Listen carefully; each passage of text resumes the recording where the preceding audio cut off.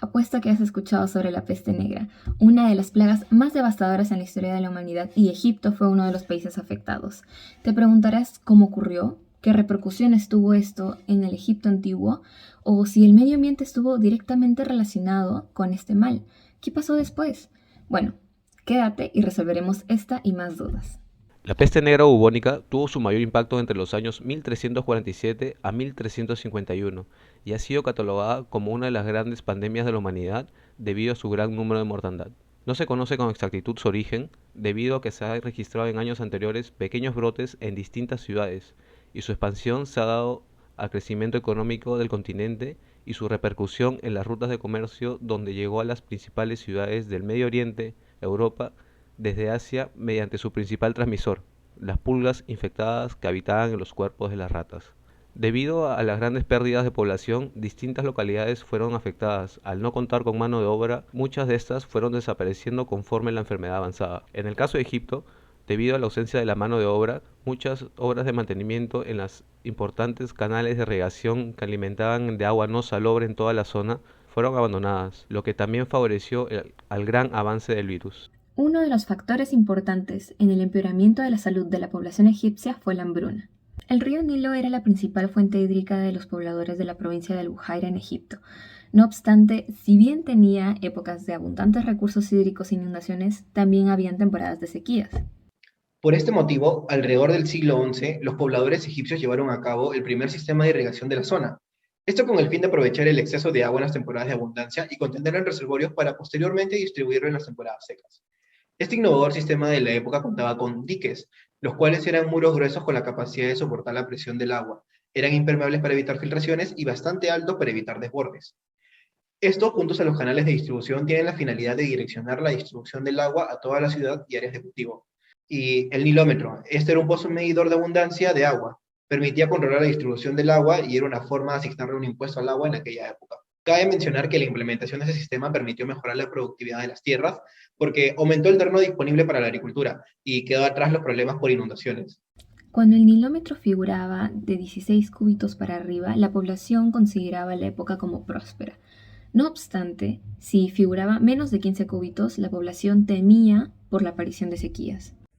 La reducción de la población debido a la plaga produjo el abandono de los sistemas de irrigación, afectando en gran magnitud al medio ambiente. Un claro ejemplo es el del distrito de Luquín, uno de los más prósperos en cuanto a términos de cultivos y estabilidad económica. Luego del brote de la plaga, se produjo una falla en la parte oeste del canal de Alejandría, que era el que suministraba agua al distrito.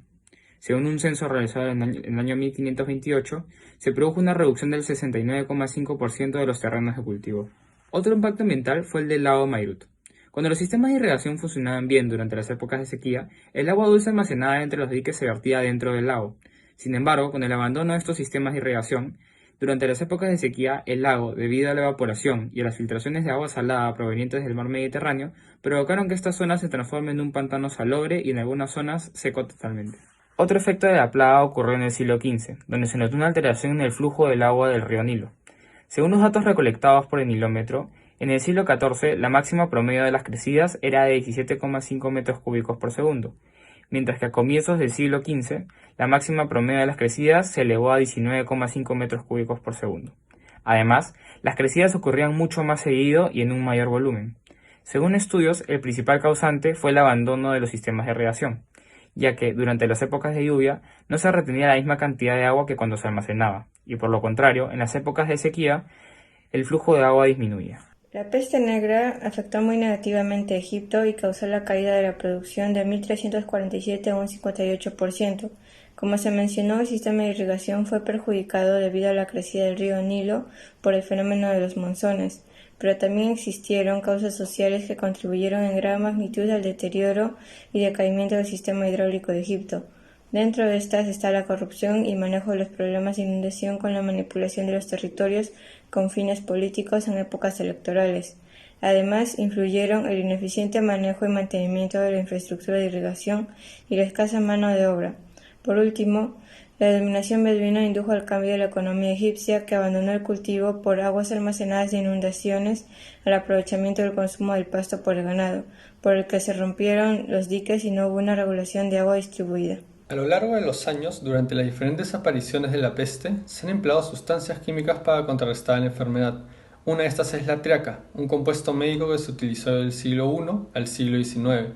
Se originó como un antídoto ante la mordedura de serpientes, pero con el tiempo llegó a emplearse para tratar todo tipo de condición, incluyendo la peste negra en el siglo XIV. Dentro de los ingredientes centrales se encuentra el opio, el cual se obtiene de las semillas de la Papaver somniferum, y tiene un efecto analgésico al ser consumido. A principios del siglo XIX se logró aislar la morfina del opio. Con respecto a la fuerza intermolecular de esta droga, cuya fórmula química es C17H19NO3, se puede ver que presenta puentes de hidrógeno en su estructura. Los opiáceos como la morfina también alivian la ansiedad e inducen a las personas a un estado de relajación.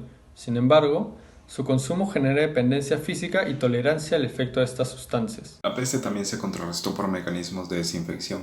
Uno de ellos fue el aparato Marot inventado en 1904 en Francia. Este dispositivo electrificaba el dióxido de azufre y lo expulsaba por tuberías. El gas se hacía más ligero y permitía llenar espacios con mayor facilidad.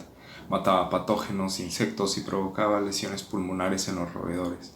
No obstante, la EPA explica que el SO2 impacta negativamente en el medio, afecta el sistema respiratorio humano y en altas concentraciones daña la vegetación. Además, el SO2 se oxida, reacciona con agua y forma ácido sulfúrico, uno de los componentes principales de la lluvia ácida. Ahora, las conclusiones.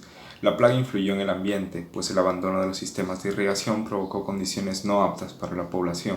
Se resalta también el impacto que tuvieron las medidas de mitigación que, a pesar de mejorar las condiciones de salud, en cierto grado no lo eran para las condiciones ambientales. Gracias.